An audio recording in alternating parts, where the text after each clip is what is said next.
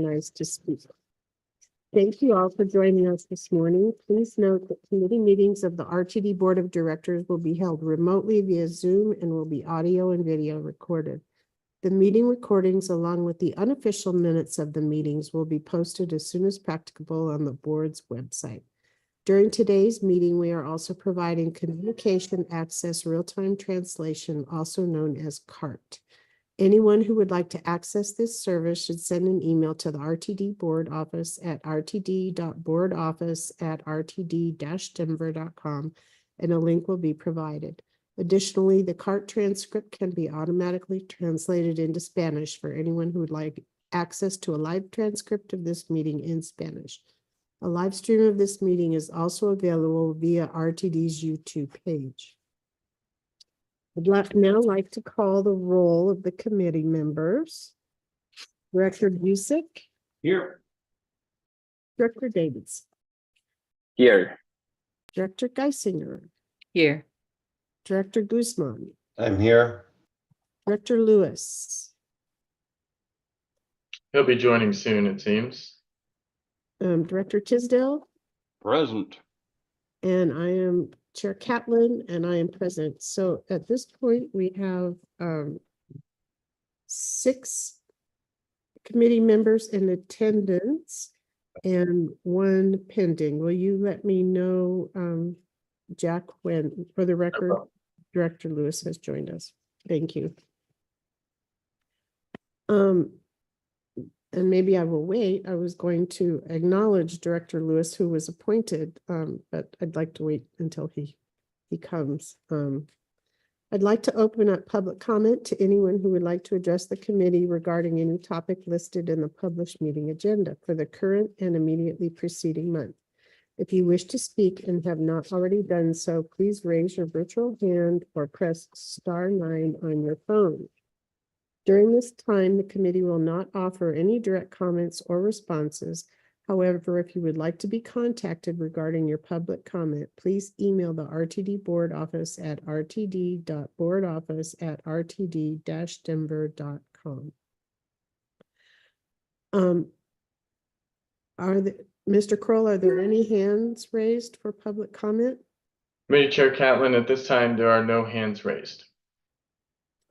Okay, so at this point, then we will close the public comment period. Were there any email comments received, Mr. Kroll? Committee Chair Catlin, there were no email comments received in advance of this meeting. Okay, we will then close the public comment period at this time.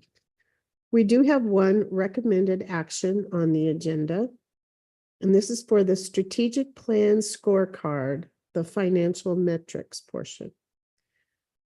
This is for the Board of Directors to adopt to the strategic plan agency performance scorecard, thereby incorporating revisions to metrics related to the strategic priority of financial success. Do we have a motion? Busick, so moved. Second, Guzman. Second. I have the mover as Director Busick and a second by Director Guzman. Now I would like to ask Deborah Johnson, our GM and CEO, and Doug McLeod, Chief Financial Officer, to present this item to the committee. Ms. Johnson? Yes, thank you very much, Madam Chair. Good morning to all that are assembled. I'm Deborah Johnson, serves the General Manager and CEO. At last month's Performance Committee, there was a discussion item in which we talked about various metrics that we're going to incorporate into our strategic scorecards to ensure transparency and to leverage implementation strategies that we agree to pursuant to the Office of the State Auditor's audit that just took place. With that being said, we walk through those elements, and here I will yield the floor to Doug McLeod to speak in more specificity to refresh those that weren't in attendance at last month's meeting in relationship to what we're doing going forward. With that, Mr. McLeod, I yield the floor to you. Thank you. Madam Chair. Mr. McLeod, please. Thank you. Thank you. Good morning. Doug McLeod, Chief Financial Officer. Yes, and as General Manager Johnson mentioned, there are 9 financial metrics that are used consistently throughout the state audits by the state office of the state auditor to evaluate the financial adequacy and I guess fiscal sustainability of agencies. Those were looked at with the audit that concluded, the performance audit of RTD that concluded on August 5th of this year. Those 9 metrics are listed within the board memo, excuse me, the performance committee memo. Each of those metrics I feel are very good measures of financial position as well as fiscal sustainability. We would report those measures on a regular basis. Some of those measures don't lend themselves necessarily to monthly reporting because they do have some volatility in them, but each of those measures, the data used to support and calculate those measures are audited numbers. So we can have some trust that those numbers will tie back to our financial statements and also be audited. So there are those 9 financial metrics that are used by the state. That would be 50% of the weighting of this financial measure or financial metric.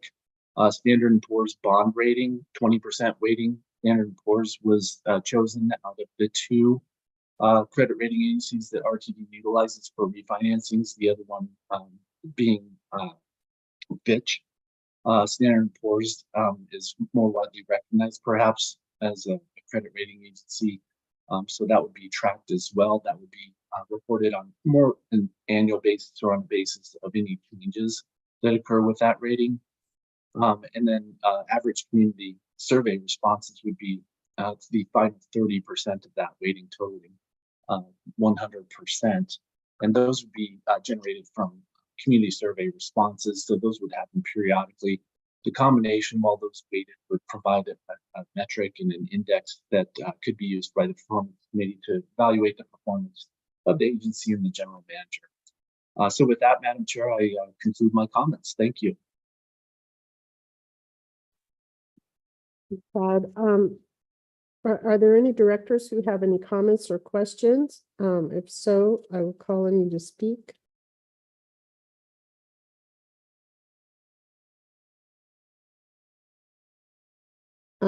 Chair Davidson, please.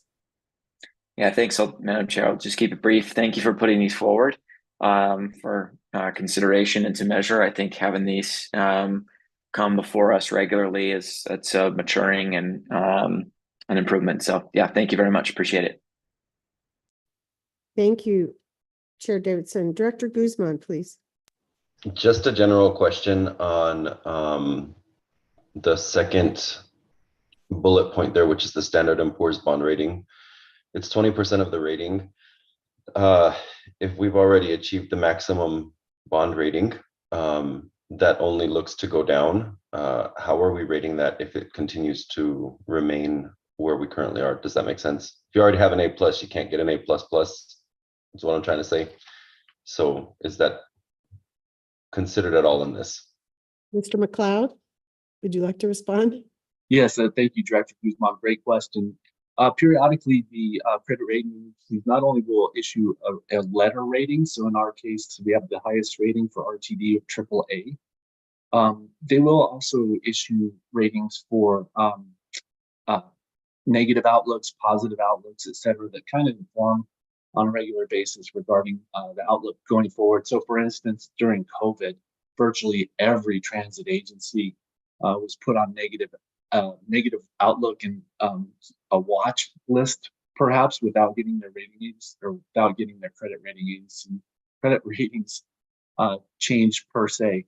So that would certainly go into the calculation. So yes, the goal would certainly be to maintain that credit rating agency, the highest credit rating agency going forward, which lends itself to the prospect of trying to maintain fiscal sustainability and how we are viewed as an agency. Very important to not only project how we're seen to the public and community value for our financial wherewithal, but also if we do need to borrow, it lowers RTD's rating costs or borrowing costs.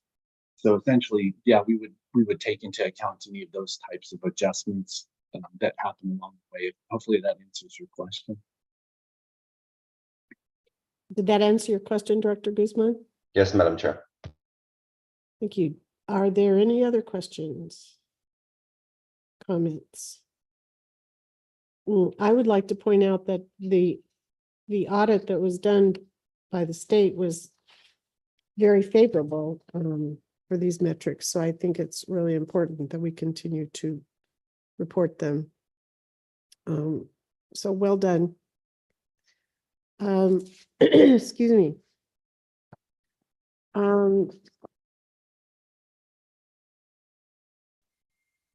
Sorry, I just lost my place.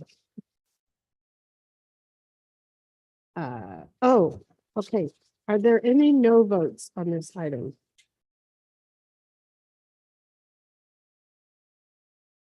Seeing none, we have 6 votes in favor and 1 absent. So the action item passes.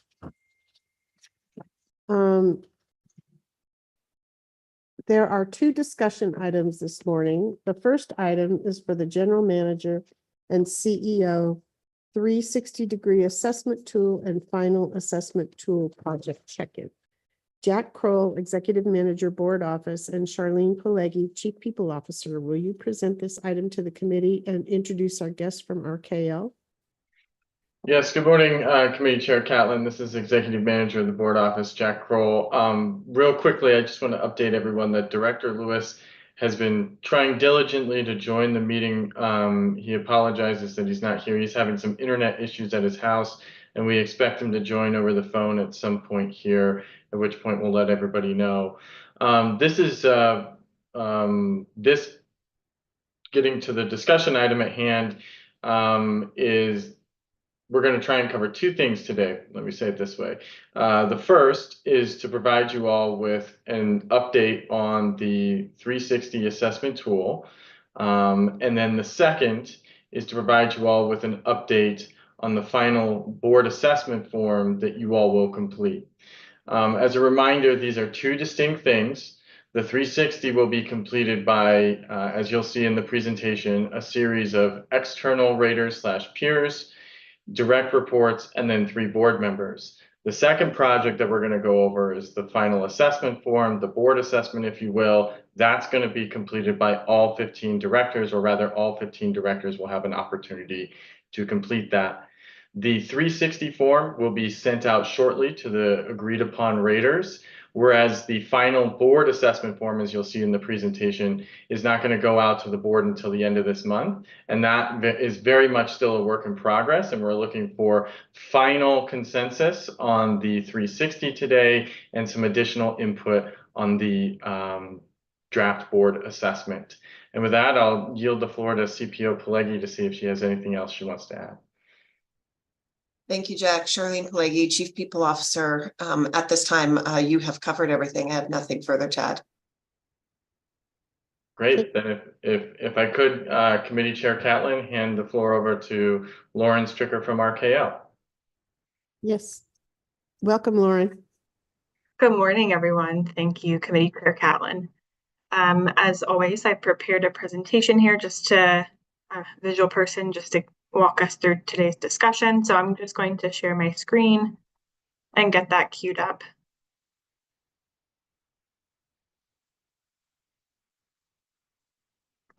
All right, I just stopped this. Can everyone see the presentation?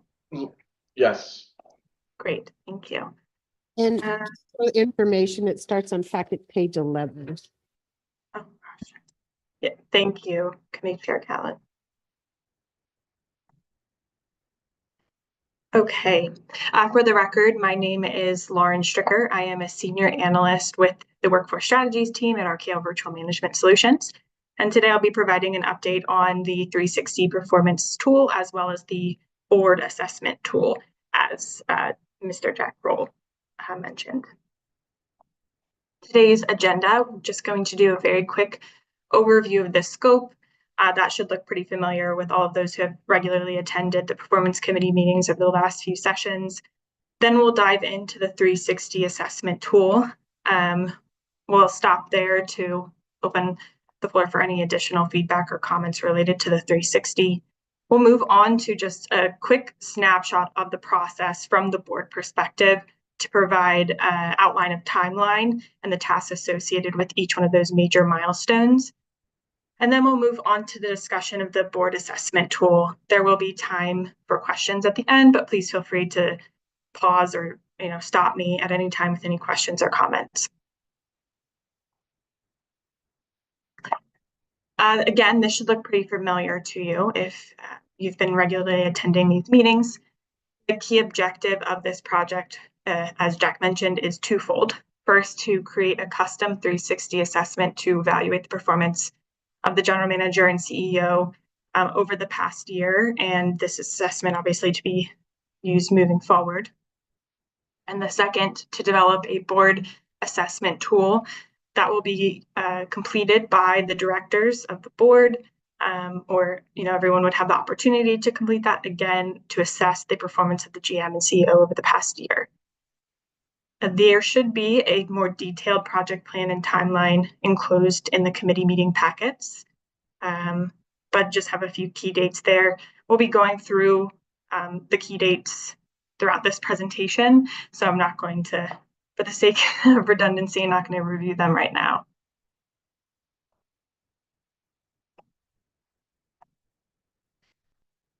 All right, beginning with the 360-degree assessment. The objective of this assessment was to be utilized as a methodology to collect feedback from external stakeholders, direct reports, and directors to inform the board's evaluation of the general manager and CEO's performance over the past year. The benefit being that this type of feedback being collected from unique perspectives and being offered to the board would inform the board especially in areas where they may not have regular observation, on a day-to-day basis about certain performance areas of the GM and CEO's position.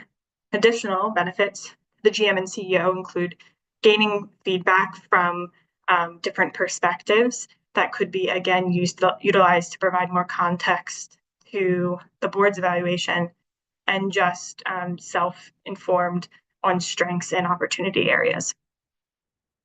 The 360 assessment was designed to measure role responsibilities and values, or core-based job responsibilities and values. Core-based job responsibilities have been categorized into three major job functions: general transit management and internal relationships, board interaction, and external relationships. Values have been interwoven amongst those within the 360 as far as organization.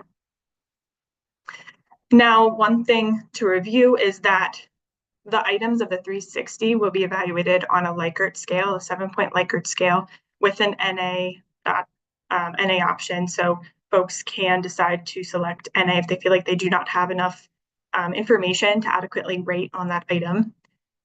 So every item will be assigned a quantitative value. However, the 360 final value will not hold any point value in the overall performance process.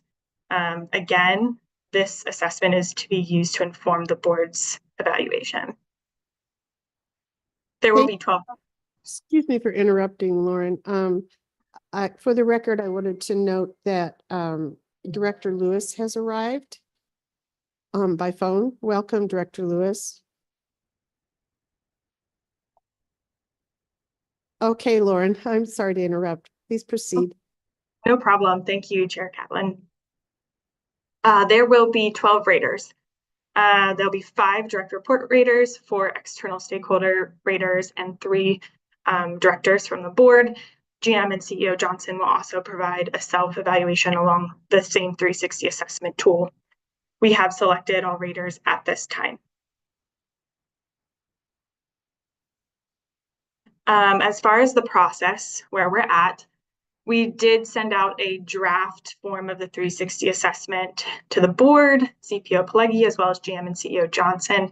Everyone had the opportunity to provide feedback on the 360 assessment items. And as a result of that feedback, we did make some modifications to the terminology used. So we made some language tweaks to the items. We removed redundant items. There was some changes to the identification of which raters would receive which items, and the rating scale now does include definitions for each one of the 7 points, as well as the NA option. As far as timeline goes, we have asked GM and CEO Johnson to send out an initial communication to all raters explaining that an assessment will be conducted on her behalf to collect data of her performance and to invite them to participate. We've asked that she send that out today or tomorrow to the raters just to give them a heads up. Again, we found that this helps to get buy-in in the process, that the individual receiving the feedback wants them to submit feedback. And then we hope that this process does the same to get their buy-in and participation. We will then follow up that communication on Wednesday, October 9th, by distributing the survey link, the assessment link, via email to all raters. We will provide them with instruction of the assessment, do a very short recap of the purpose of the assessment, and provide them with our contact information, RKL's contact information, should they need any support or have any questions as they complete the assessment through the secure online platform. All responses will be collected electronically. So everyone will be completing the form electronically through the secure platform. They will have until October 23rd. So all raters will have until October 23rd to submit their responses. At that time, the 360 assessment will close. We will be putting together, analyzing that data, preparing a report, and that will be presented. The results of the 360 will be presented to the board during the executive session that will be held on November 18th. Before I move on, any comments, questions, additional feedback related to the 360? Thank you, Lauren. Are there any directors who have questions or comments? And General Manager CEO Johnson, do you have any comments that you would like to add? Madam Chair, at this time, I do not. I believe Mr. Ickler covered all the elements that are germane to this discussion. Thanks.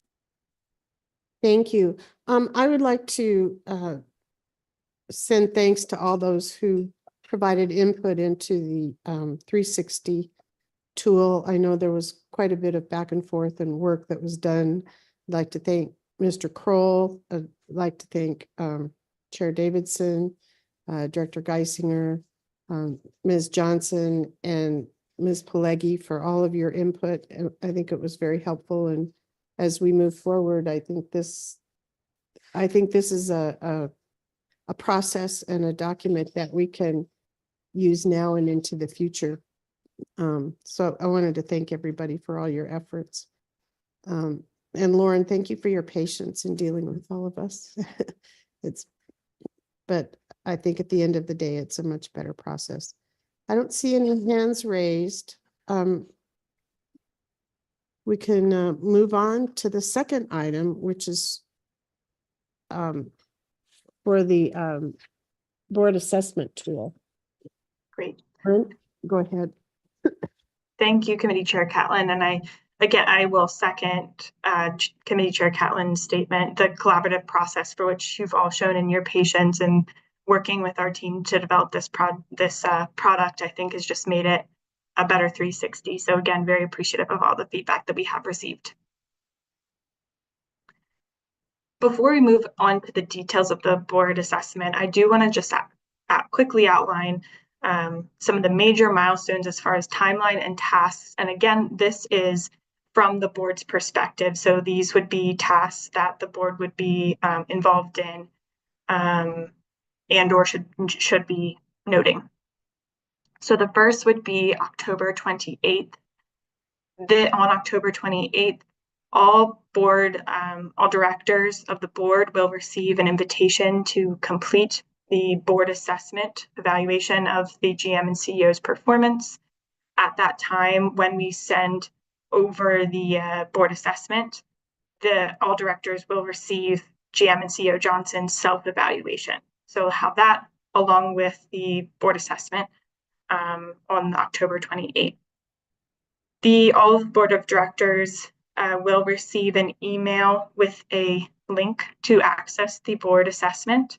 Again, just as the 360, the board members will have opportunity to complete the assessment electronically through our secure platform. The directors will have until November 6th to complete the board assessment of the GM&CEO's performance. After November 6th, the board assessment will close so that we can start preparing the results and the report that we will be sharing on November 18th. So November 18th, during executive session, we'll be presenting the results of the 360 assessment as well as the board assessment. The date as far as the fourth item there, I don't believe has been solidified at this time, but towards the end of November, beginning of December, the board will set or take formal action to adopt the final assessment score.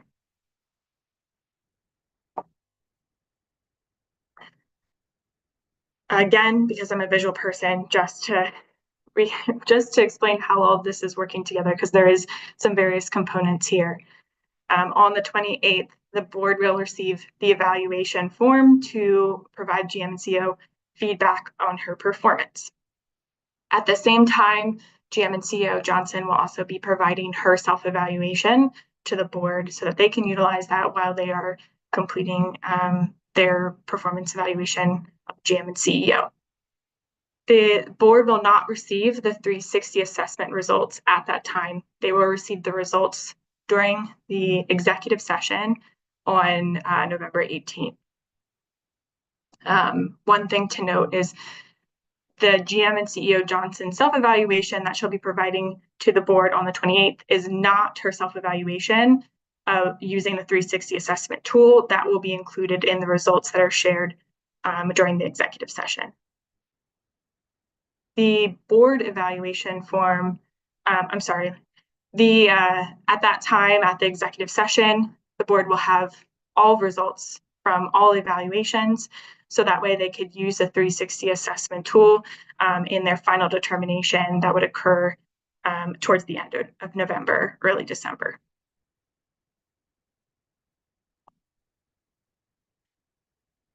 Now moving on to the specifics regarding the board assessment tool.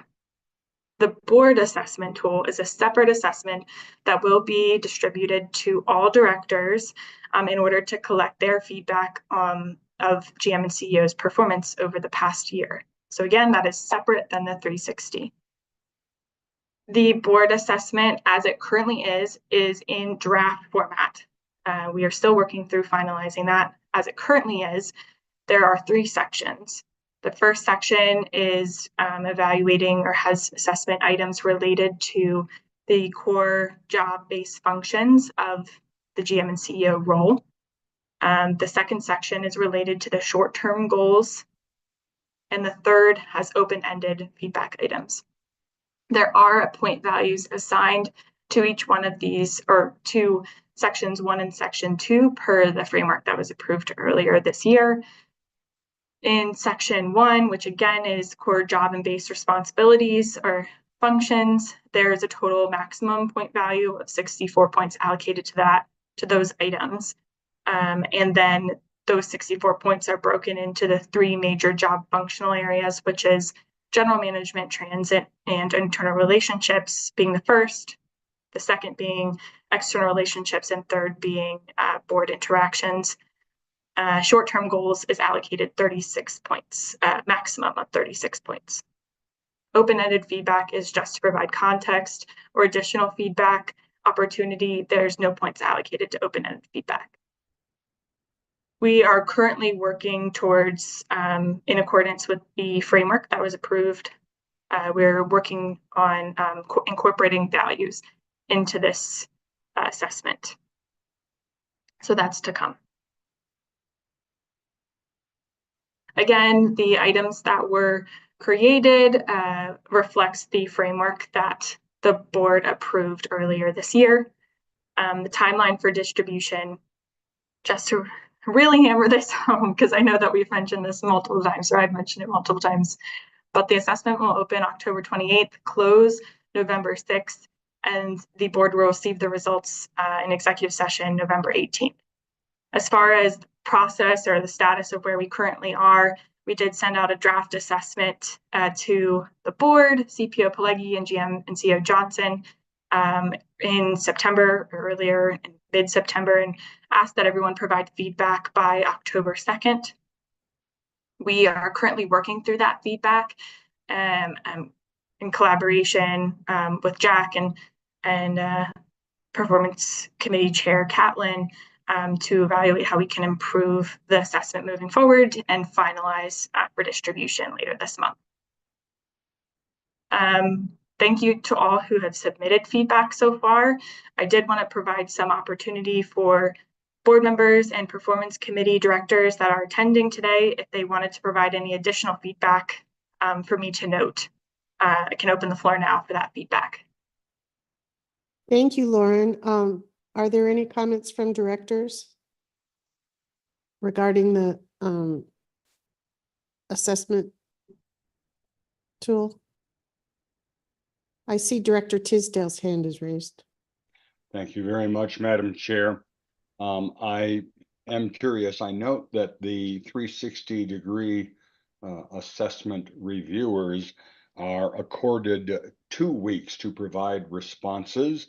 The directors have 1 week to provide their responses. And I was just wondering if there was some particular reason that we gave the 360-degree reviewers twice as long as the directors. Lauren, would you like to respond to that? I have some observations about that, but first of all, we have outside or external reviewers, and we have direct reports, and they were actually selected randomly out of a slate of potential candidates. And I would suggest that just out of respect for their time, we would afford them some additional time to complete the 360 review. I know they were taking this job seriously, and I really appreciate their willingness to participate in this process. Jack or Lauren, do you have any comments about the difference in the 1 week and the 2 week? Sure, Committee Chair Catlin, this is Jack Kroll, Executive Manager of the Board Office. I think that's primarily a function of the timeline that RKL needs to get the results in, analyze them, and put them together in the final report. One thing to note here is there was some initial confusion on all sides' parts, I would say, and we had to get back on the same page. Originally, there was some thought of using the 360 in a broader sense. So using the 360 as a way to drive at some of the performance outputs, so the final ratings. It was ultimately decided, however, that that wasn't the route that was going to go, and there would be a need to have a final assessment form created by RKL. And so in some senses, we're inputting that process back. We're inputting a new form and a new assessment and an analysis process for RKL, and we had to fit that into the timeline. Thank you. I know we have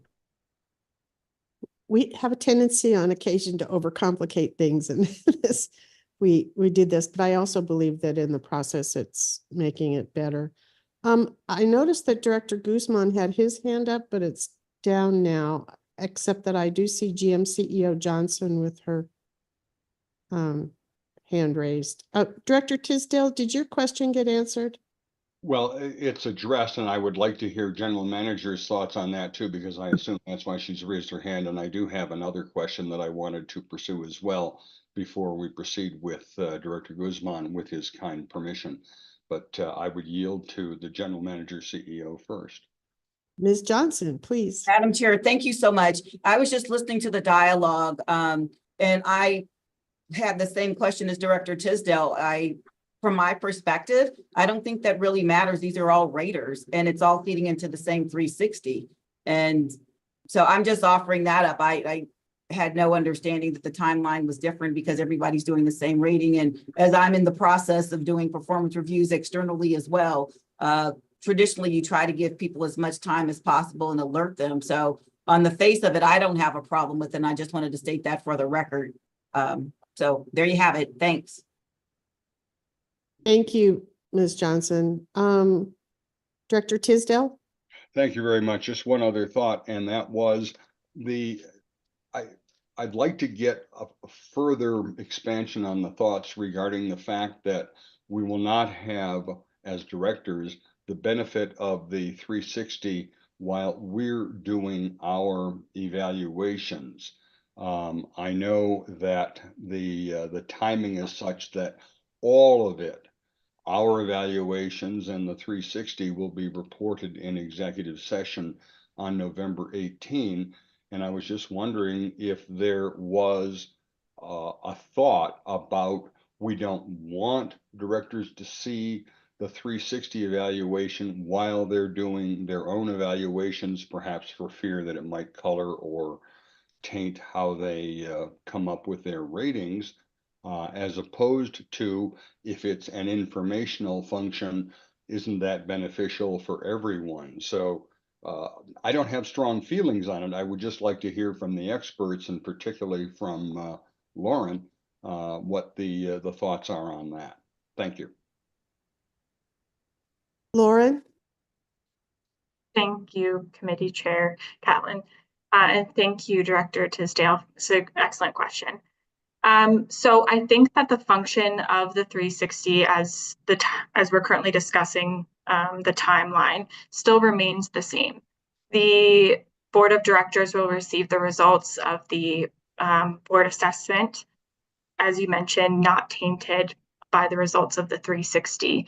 Alongside the results of the 360, at that time, they'll be afforded the opportunity to compare and contrast the results from the various perspectives that the 360 provides, but also from the deeper assessment or the deeper perspective of the board.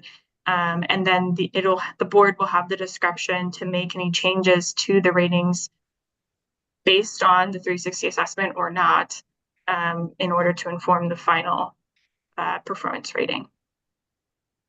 Did that answer your question? It does, and I thank you. I mean, and I think it's a perfectly appropriate approach. I just wanted to have something expressed further for the sake of the record, so that we had a contemplation of why we're doing it this way. So I appreciate your comments. Thank you. Yeah, thank you. Thank you for the opportunity to clarify that, Director Tisdale. Are there any other questions? Director Guzman, did you have anything to add?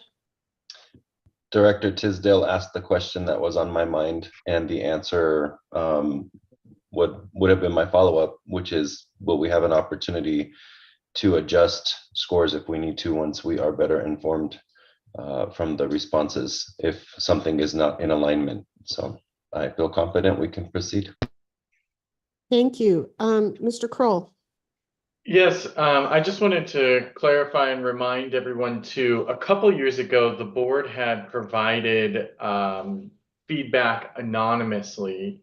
It was determined last year that that was really not a best practice in assessing and providing employee feedback. And so last year, there was no option to provide anonymous feedback. And that is going to be the case moving forward as well. All responses will be tied to the directors who shared that feedback. So I just wanted to make sure that that was clarified for everyone and they knew that going in. Thank you, Mr. Kroll. Director Tisdale, please. Thank you very much. And our executive manager's comments actually triggered another question in my mind. The 360 evaluations, will those be rendered anonymously, or will they be ascribed to the various reviewers? To that, Committee Chair Catlin, I'd have to yield to Lauren for her insights on that. Yes, Lauren. Thank you all. They will be anonymous, so the results will be aggregated amongst the rater groups. All right, thank you. I appreciate that. And I think it is appropriate, because we're telling people going in in doing the board evaluations, that these are not anonymous, that they will be credited to whomever makes the comment. And I think that's fair. We're all grown-ups and we're used to dealing with these issues. As long as it's made clear going in that that's the case. I think the problem we had last year or the year before was that it was not particularly understood in advance. So I appreciate that. And I just wanted to make sure that we all understood how it's being done so that people will be comfortable going forward. Thank you. Sorry for going on so long. Not a problem. Thank you, Director Tisdale. And I think we will have opportunities to remind board members in subsequent meetings that that would be the case as we go forward. Okay. Are there any other questions regarding this process or the questions? Seeing none, we will move to our second discussion item. And that is for, thank you, Lauren, by the way. That is for the 2024 Customer Excellence Survey results for bus and rail. John McKay, Executive Business Partner, would you please present this item? Thank you, Madam Chair. As introduced, I am John McKay, Executive Business Partner, and with us is Chris Tatham. He is the CEO of the ETC Institute. ETC is our contractor partner for conducting rail and bus intercept survey results here. So he will be going over the results. There are no surprises in this particular presentation. I think we are all anticipating some impacts from the preventative maintenance and state of good repair efforts that went on downtown this year. So we will see those in the presentation, not to bury the lead here, but Chris will give a fulsome overview of all of the things that we've learned from our customers, and there'll be plenty of opportunity for questions and comments after. So Chris, with that, I will yield the floor to you. Great. Thanks, John. Madam Chair, directors, it's great to be back with you. I might remember I was here last month and gave you some really positive news about the overall trends with paratransit satisfaction and the regional perceptions that just the community has of RTD have improved significantly compared to a year ago. Today, I'm going to kind of walk you through what we learned from the onboard customer satisfaction surveys. I'm going to start off and just giving you what I'd say are the high-level takeaways. So there's lots and lots of data here, but kind of what themes should you probably carry with you forward. Then I'm going to walk you through some specific aspects of each of the two surveys that we did for bus customers and rail customers. I'll walk you through things like their overall satisfaction, net promoter score, and perhaps most importantly, what are the things to really focus on to keep satisfaction ratings high. And then at the end, if there's any questions, I'll be happy to answer them. So as far as the big level takeaways is overall satisfaction for RTD customers continues to set the standard for both bus and rail performance. I'm going to show you a number of benchmarks, how your ratings compared to national averages. And if you don't recall, ETC Institute actually does work for more than 50 transit agencies across the country. We have more than 1,000 local governmental clients, and we do our own annual national surveys on a wide range of topics, including satisfaction with rail and bus services. So I'm going to share some of those comparisons to you, how you stack up. The overall satisfaction decreased slightly on the rail service because it was negatively impacted by some of the rail reconstruction projects that's been going on. But overall, bus improved, and the overall net promoter score for the entire system is actually higher as well. So there's some really good findings in the midst of all the work that was taking place. Keep things and continue to meet the expectations of your customers. For both bus and light rail, it was focusing on travel time, how long it takes people to get to their destinations, and commuter rail service, it was the frequency of service that topped the list of things to focus on. So that's where we're going to head. I'm going to kind of just start off with the high level overall satisfaction ratings. First of all, when it comes to the way that we collected the data, we actually put teams who randomly select customers on all routes in the system. And the sample's designed to make sure that the distribution of the surveys, both for the rail and the bus system, are pretty much done in proportion to the actual ridership. Our goal was to get approximately 1,200 completed surveys. We actually ended up with over 1,274. So the data is not perfect, but the way the survey is designed, it has an accuracy of plus or minus 2.8% at the 95% level of confidence. And all that means if we did the survey the same way 100 times, we'd probably get the same results within about plus or minus 3% or less 95 times out of 100. So it's very good sample, similar to what we've done in the past. So there were no real surprises in that regard. One of the things that's always nice, though, is to take a look at the demographic characteristics of your ridership to see if it's changing. But in today's era, it's also important to see are all types of people being included in the service that you provide. One of the things that we took a look at, you'll see on the left, you'll see the bus. Anytime you see the little blue bus logo, those are the bus survey results. And then you'll see the train or the rail survey results with the little green logo. And you can see there's a lot of similarities between the two. One of the things that struck me is that you have the overall distribution of your ridership is actually pretty similar to the region's population. We have about 1 in 5 people in the region are Hispanic, about 1 in 5 riders are Hispanic. We have slightly higher percentages of Black and African Americans, a little lower with whites and Caucasians. But overall, you do have good representation when you look at the actual census data for the region. The one distinction is riders tend to have lower incomes. You can see almost 2 out of 3 of folks who use the bus or serve on a bus had incomes of less than 50,000, compared to about half of those who use rail. But when we look at some of the other things, is the frequency of use. You can see bus and rail is being used by people very regularly. 3 out of 4 said they used bus or rail at least 3 or more days a week.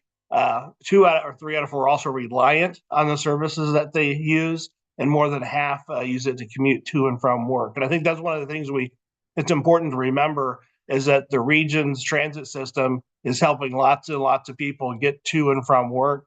And that's actually one of the number one reasons they're using it. And you can see last month I shared some of the data from the paratransit customer survey. As far as overall customer satisfaction, you can see this chart is for the ratings for the survey respondents on bus. The green is the satisfaction ratings. Neutral is okay. And then if you look at the orange and yellow on the far right, those are people who are dissatisfied. Nationally, you can see that about 58% of riders give positive ratings for their system. You can see for RTD at the top this year, we actually had 68%. So you're 10% above the national average, a little bit lower overall compared to last year, but about where it was 2 years ago. When we looked at the rail service, you can see the combined is at the top with 25% giving very satisfied and 38% satisfied. You can see that the overall commuter rail average was a little higher than light rail. But altogether, the combined rating is higher than the national average of 61% there in the middle. And this year, the rail ratings we saw some of the decreases, and a lot of that has to do with some of the reconstruction that was going on downtown, as John mentioned at the beginning of the presentation. One of the most important tools that we use is called the Net Promoter Score. And part of this is to really assess, are people likely to keep riding? And are they going to actually invite other people who they might know to ride as well? And the way it's calculated is we take a look at the people who are what you're called promoters. And this is a really high standard because it means that you're giving a 9 or a 10 on a 10-point scale. And that number is then actually the number of people who are called your detractors or give a rating from 0 to 6 or subtracted from that. So oftentimes this can be a negative rating, even if a lot of people are kind of in the middle, giving you 4, 5s, and 6s. When we look at RTD scores this year compared to last year, you can see the overall combined score is actually up 2 points from 2023 from 11 to 13, and it's higher than it was 2 years ago. So we did see some decreases, as I mentioned, a little bit with rail, but the overall system is higher because of the improvements in bus and also your paratransit component. When you see the bus changes, you see last year it was at 7, that dark blue in 2023. This year it's up to 13, which again is higher than it was 2 years ago. What's really unique about RTD is your ratings are 40 points above the national average. Most systems actually have a negative in Net Promoter Score. You can see a negative 27 nationally. So again, moving in the right direction compared to last year and definitely setting a standard compared to the rest of the nation. When it comes to rail, you can see that decrease slightly again. Some of the impact of the reconstruction that you're doing. It's about where it was back in 2022 from 14 to 12. But again, compared to national averages, you're 29 points above the national average. So still a lot to be proud of. And then we looked at things across the board, the differences between light rail and commuter rail. You see the main difference that we saw this year was the decrease in commuter rail from 47 to 15. Excuse me, I'm going to drink. 47 to 15. You can see light rail on the other hand actually improved from -2 to 8, which is a 10-point increase. All in all, some really good findings there. As far as how you stack up nationally, I'm going to go through a lot of things, but hopefully I'll do it at a pace that you can keep up because we have lots of statistics. The big the big takeaway here. So when you see how you stack up nationally, which is the gray bar, you're generally significantly higher. When it comes to performance-related items, you'll see the bus usually running on time for RTDs at 57%. Nationally is at 48%. And you can see when it comes to the items on the right, which are your rail, you can see the combined average is 53 compared to 50. Getting people to their destination in a reasonable amount of time, almost 20 points above the national average when it comes to your bus service. And you can see 7% above the national average when it comes to rail service. And even the frequency of service is better. You can see both the right for the rail or the bus on the left is 4 points above the national average, 1 point above the national average when it comes to rail. When it comes to access issues, you can see the fare price being reasonable, significantly above in both areas. Also, bus stops being conveniently located are significantly higher, as well as your train stops compared to what we see in the rest of the country. So a lot of this may seem like a broken record, but it's something to be proud of. When you look at safety and comfort, feeling safe and secure for buses and also for waiting for trains, you can see are both about 20 points above the national average. Feeling safe and secure on buses, again, similar, 20% or more above the national average. And the buses being clean, you can see 50%, 54% for RTD compared to 37% nationally. And we have very similar numbers, 54 to 39 for the rail system. So lots of good findings as we go through the data. When it comes to information, this is a bit more on average. It's not necessarily bad, but not standing heads and shoulders above other systems. Being easy to find out if buses are running or rail and trains are running on schedule is about average. Same thing with being aware of RTD if they have experienced disruptions. People feeling they're adequately informed is about average across the board compared to other systems. One of the highlights, I think, and strengths for RTD, and I mentioned this when we talked last month with your paratransit service, which we see here in the rail in the bus service, is that your employees. The ratings that you get for operator behavior are extremely good.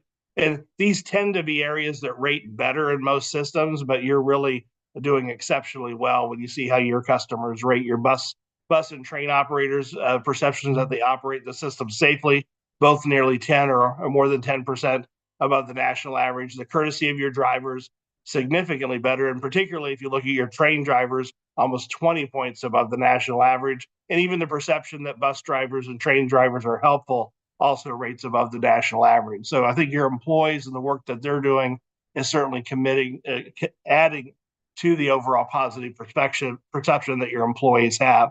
And another great finding too is just that like the community as a whole, your current customers who are using rail and train service both think that RTD provides value to the community. You can see it's 87% for bus customers, over 80% for your rail customers. And in both cases, it's significantly above the national average. When it comes to service information, we don't have national benchmarks for all of these, but you can at least see how the overall score is rated. People feeling that RTD has provided adequate information about the services provided is about 3 out of 4 of your customers for both bus and rail. And then feeling that the scheduled service changes, how they feel about them, is a little over half. And so that's one of the things, we have that information. We don't necessarily know how to interpret it because we don't have any benchmarks, but at least we don't have a lot of negativity in those areas. As far as information about routes, schedules, and maps being easily available, information about the schedules is accurate, and overall RTD's communication materials, all of those received 2/3 or more of the customers that were rated gave them positive ratings for both the rail services and for bus services. And when it comes to your mobile applications and social media, you can see that the perception that they're easy to use and they provide useful content on social media.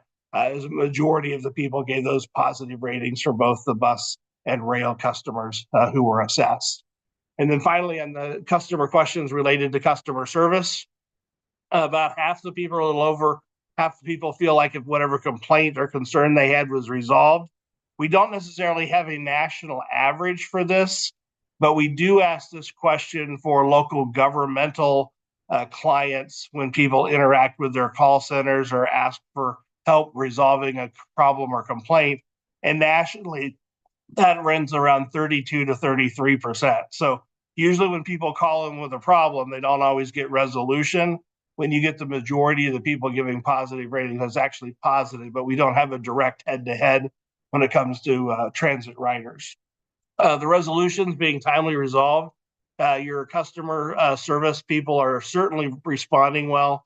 You can see over 90%, particularly on the bus, gave positive ratings, and the overall perception that your people who are working in customer service are courteous. You can see over 2 out of 3, nearly 3 out of 4 of both your bus and rail customers who had contact felt that way.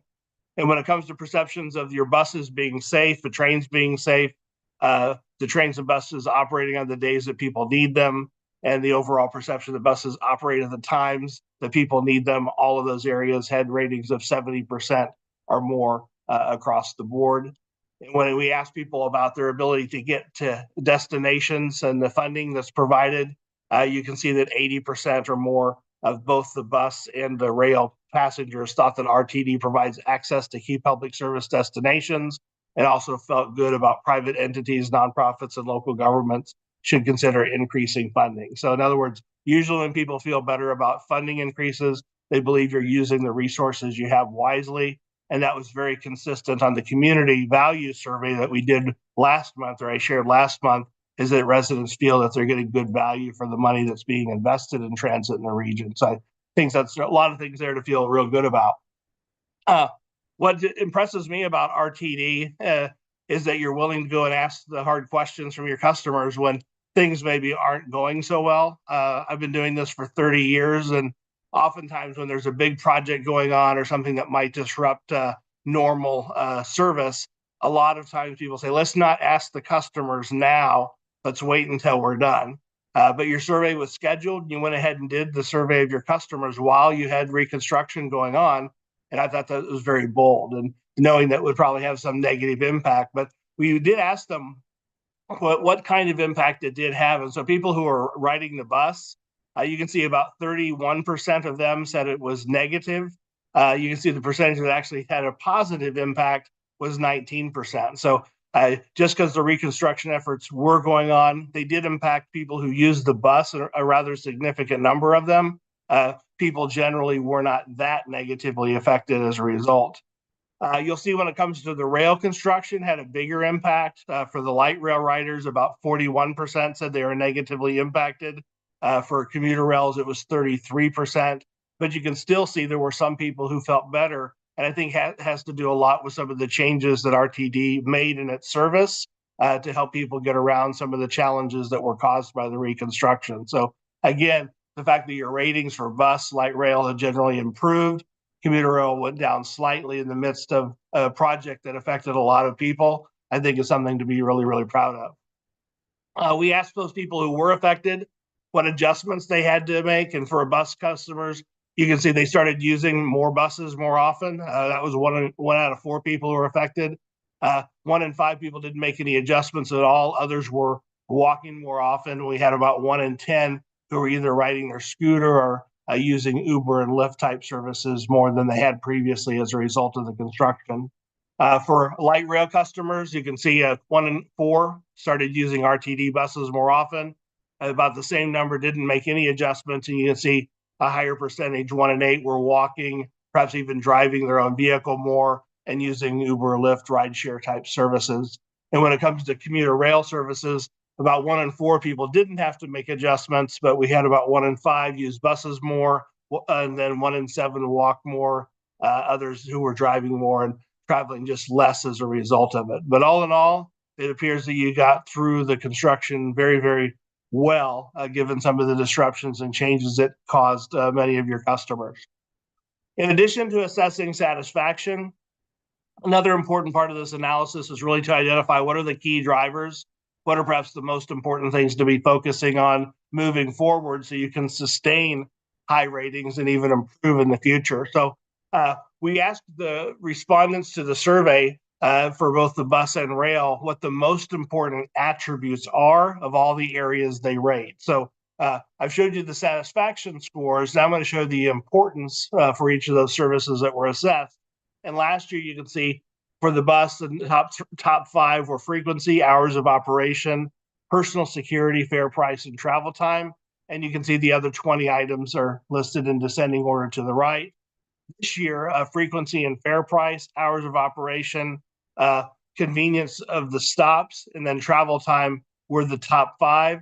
You'll notice that personal security actually dropped to 7 this year. Last year, it was in the top 5 when we looked at the bus ratings. And one of the tools that we use that I've shared with you before is our matrix that shows from left to right the overall importance of items, and from the bottom to top, the overall satisfaction ratings. And typically what we're taking a look at are items that are in the bottom right. These are more important. They get slightly lower ratings. And then we also do regression analysis to see which factors are actually most correlated with the overall satisfaction ratings that people give. And you can see the items that are there in blue are those that are more important than average. When we actually look at which factors actually are the best predictors of satisfaction, right now it's travel time and personal security on bus is still important, though it's less important than it was in the past. It's still, excuse me, this is from last year. I was reading on. These are where it was for last year in 2023. 2024, you'll see the personal security is still in the list as an important driver, but this year the only item that was strongly correlated with the overall satisfaction rating is travel time. And you can see that's at item E. So again, the overall ratings and factors of their importance didn't change a whole lot, but travel time is now the number one thing to focus on as far as bus customer satisfaction. And 2023, we did the same thing for light rail. You can see that frequency, fare price, hours of operation, convenience of train stops, and travel time were the top 5 items.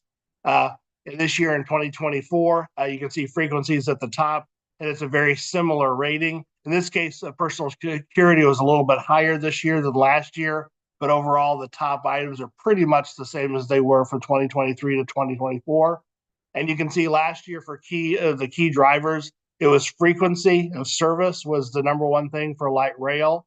You can see the A that's over to the far right, but those other items that were important, fare price, hours of operation, convenience of stops, and also the travel time. This year in 2024, you can see travel time is again at the top of the list, the most strongly correlated when it comes to the regression analysis. And we have a similar list of items that are still important to folks to focus on. So no radical changes in what those priorities are for either bus or light rail compared to a year ago. Last items I'll share with you are just for commuter rail. You can see the things that were most important to people last year were frequency, fare price, travel time, hours of operation, and the convenience of locations. This year, you can see it's a very similar list. You can see personal security again for commuter rail was slightly higher this year. So while it dropped on bus, it went up a little bit on rail, but the overall sequence of items from first to last didn't change that radically from 2023 to 2024. And when we looked at the key driver analysis in 2023, travel time was the number one factor for commuter rail. This year, it's actually frequency of service. So we've seen a little bit change there. You can see travel time still one of the most important factors, those items in blue, but the frequency of service has actually become a bigger deal this year compared to last year. So all in all, the ratings are very good. RTD continues to set the standard. I went through, I'm not sure how many dozens of items, and you're above the national average in just about every single one of them for both your bus and rail performance. I think the result of this survey having been done during a period when you had a lot of construction going on that impacted people, many of which were impacted negatively, really shows your commitment to customer satisfaction and the overall net promoter score, even though you had that actually improved system-wide. That was down slightly for commuter rail. It was up for light rail, bus, and also your paratransit service. But to continue doing well, I encourage you to continue focusing on travel time for bus and light rail and looking at the frequency of service for commuter rail. So with that, I don't know if anyone has any questions, but it's great to be with you again this month. Thank you, Chris. I see John McKay has his hand raised. I think I'm going to yield to our general manager and CEO first, if I could. Thank Ms. you very kindly, Madam Chair. Thank you, Mr. McKay. Just for point of clarification, Chris, in your closing comments, you said that the commuter rail NPS was down. It's actually the light rail that was down due to the fact that we have the near-term rail reconstruction on light rail, not commuter rail. So I just wanted to ensure that I clarified that for all assembled. Thank you very much, and I'll yield the floor back to the chair. Thanks. Thank you. Mr. McKay, and then I see Director Lewis has a comment. Thank you, Madam Chair. Just a couple of things. I wanted to call out the tie between some of these survey results and our agency performance scorecard and the annual scorecard, which is we use these data to inform how we adjust from year to year. So, Chris, if I could have you go back to slide 21 briefly. Thank you very much. I just wanted to call out that the price of fares is reasonable is one of the items that we are calling out for the agency performance scorecard with respect to the financial metrics. This is just showing that customers find that our fares are reasonable. That's something we're tracking year over year. And just to note that we weren't cherry picking this number. It went from 74 to 76, I believe, this year, compared to the national average of 63. I think RTD is doing spectacularly well in that area. And just to note that this is something we'll be tracking year over year and making decisions based upon. Also, if you could now fast forward to slide 47. Actually, one less is 46. And one more 45. Apologies. I'm just looking for, that's the one I was looking for. Thank you. So travel time, we see by far and away, there's no clear indicator that people are interested. Based on the satisfaction rating, people are saying to us that they're not satisfied with the timely arrival of trains in item B there. I just wanted to note that the coping panels project was actually one of the factors that impacted the timely arrival of trains, more so even than the downtown rail reconstruction. So we know that in 2025, we're probably not going to be experiencing that same level of things. So that's something we'll keep keeping an eye on, but just noting that, as Chris pointed out, that the key driver of travel time is important to people, and it's about at mean importance right there, and it's mean satisfaction. So we do know that that's something that we'll take a look at as we adjust our strategic initiatives for 2025. That's something we'll be monitoring. And just to note that these data, as I said, do factor into when we do strategic planning for the year, that we're taking a look at what people are telling us are the important things to them so that we know where to adjust our efforts. And with that, I will yield the floor. Thank you, Mr. McKay. Director Lewis, please. Thank you. My takeaway from this report is that our riders are very resilient. They're committed. And it just seems there's this unspoken partnership between our riders and our service. I would hope our marketing department would pick up on that and maybe use that as a tool for more recruitment. Thank you. Thank you, Director Lewis. Director Tisdale. Thank you very much, Madam Chair. A couple of observations relative to the customer satisfaction survey. If you look at page 83 of the packet, the conclusion that I draw from those data is that 47% of the people who took the survey say that our rail is late.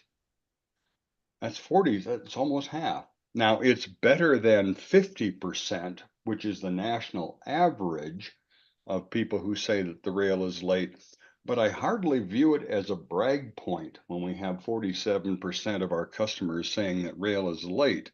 And then on page 85, 45% of our customers who took the survey said that they feel unsafe.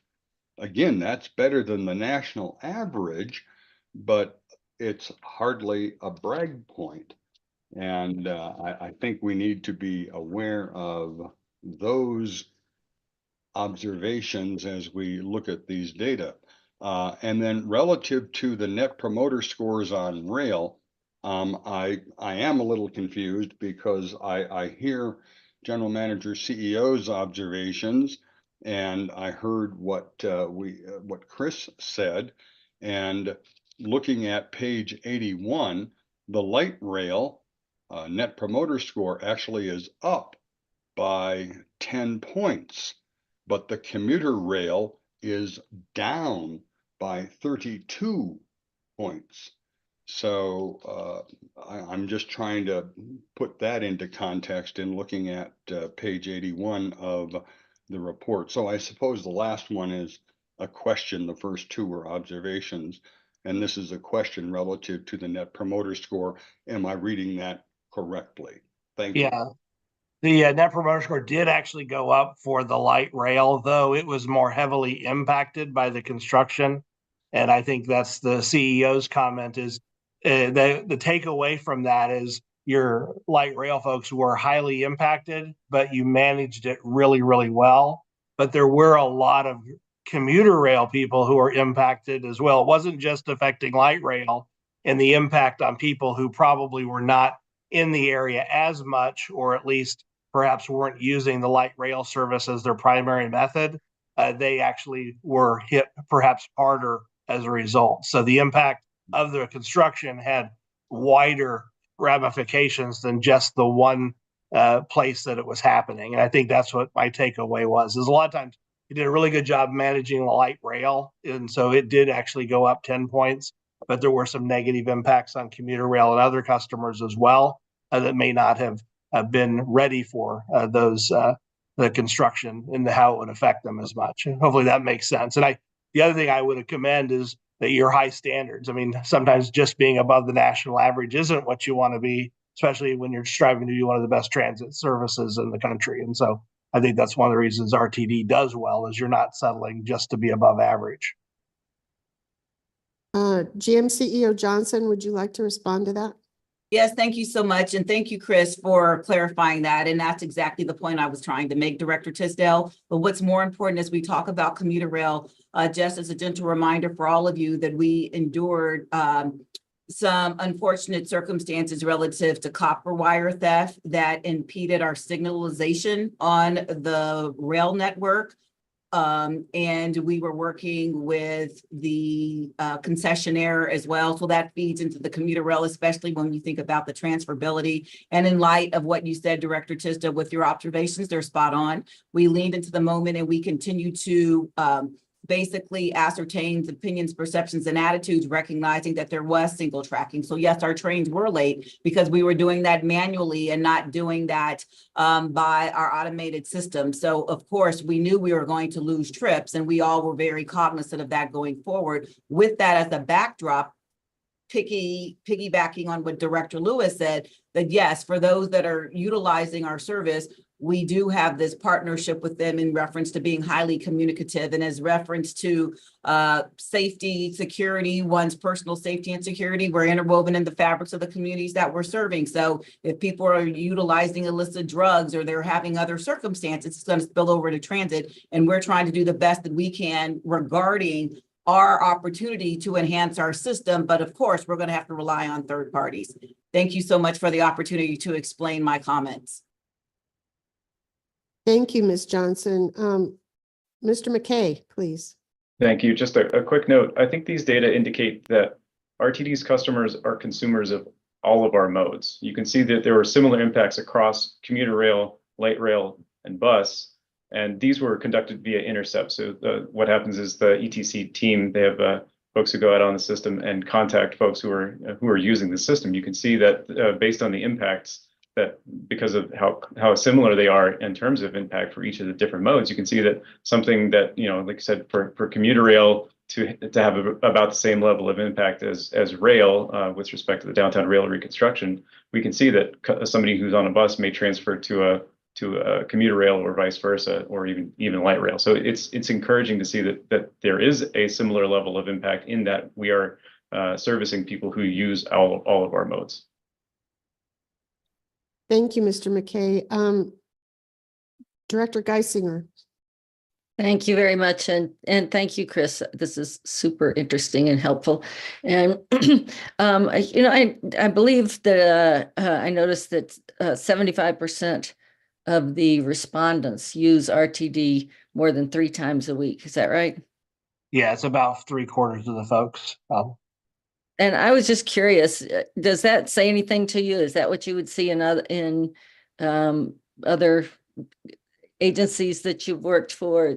It occurs when you have a high percentage of your ridership using it for work. That tends to be the key, because oftentimes some systems are more social service oriented. People are trying to get to the hospital, go run errands, but this just is not that uncommon for systems that are highly geared to getting people to and from work. And you can see that here, where 3 out of 4 of both your rail and bus customers are using it 3 or more times a week. So, and that's a really good, healthy indicator. Great, thanks. Are there any other questions from directors? Director Guzman. Thank you. We're at the end of our current strategic plan, so this is top of mind for me generally. When we talk about doing a comprehensive operational analysis, which we've branded as the strategic operating optimization, the system optimization plan. Thank you, sorry. This is what I'm thinking based on this information. Deborah has quite a few times stated this, that transit is the great societal equalizer. Education, food, medicine, shelter, and employment. This is telling us that the hot spot on our map that we really have to pay attention to, and something that I've heard discussed in multiple arenas, is that public transit to employers is going to be something that we need to keep our eye on. So when and how are we going to have that conversation going forward, knowing that this is what people are using it for, especially folks that are making less than $50,000 a year, which in Denver puts us at an extreme poverty category based on the current numbers given to us by the mayor and the city council. It is a key factor in whatever service development and service provision that we go forward with, to ensure that we can get people to work and home. And that frequency and the hours of operation did not slide past me in that top category for all of the modes, because people work when they work. It's not, it's not an 8 to 5 job for everybody in the system, especially hourly employees that are most likely making less than $50,000 a year. So I put that out to everybody to say, we need to consider that going forward. And I don't know, we're coming to the end of the 2026 system optimization plan, when we start planning for the new comprehensive operational analysis, but I think that needs to be a top of mind factor for everybody going forward. It's adjacent to this conversation, Madam Chair. Thank you for indulging my opportunity to say that. Thank you for your observation. Ms. Johnson, would you like to reply? Yes, thank you very much, Madam Chair, and thank you very much, Secretary Guzman, for your observations and your comments. One thing that's gravely important is when we talk about a comprehensive operational analysis, one thing that takes place when you do one and to create a scope is to try to discern where people are trying to go, looking at land use and development and things along those lines. So quite naturally, we have a laser-like focus on that as we look at these data, and we're intentional relative to the individual performance goals, division, departmental goals. We're looking at how people are getting to employment sites, and that's incorporated into the departmental work plans. And there's been discussion around that.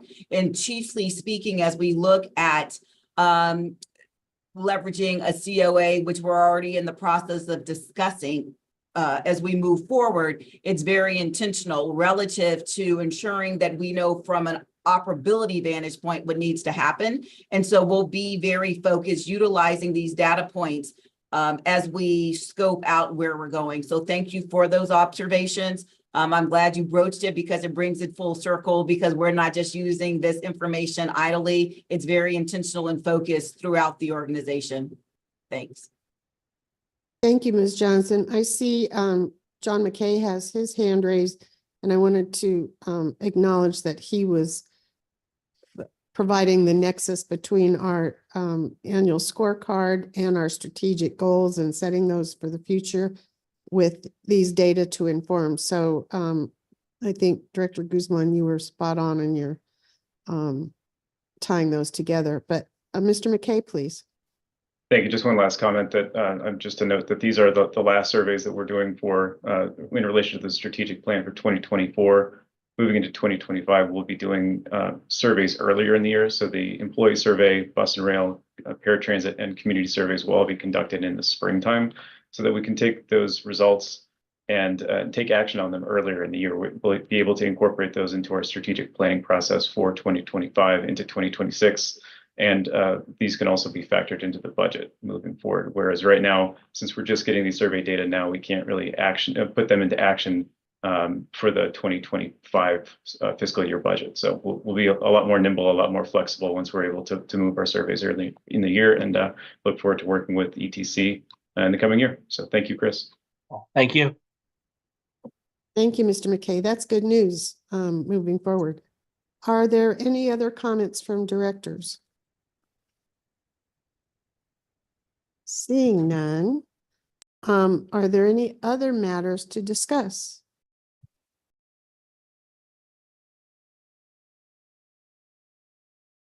I guess we don't have any other matters to discuss.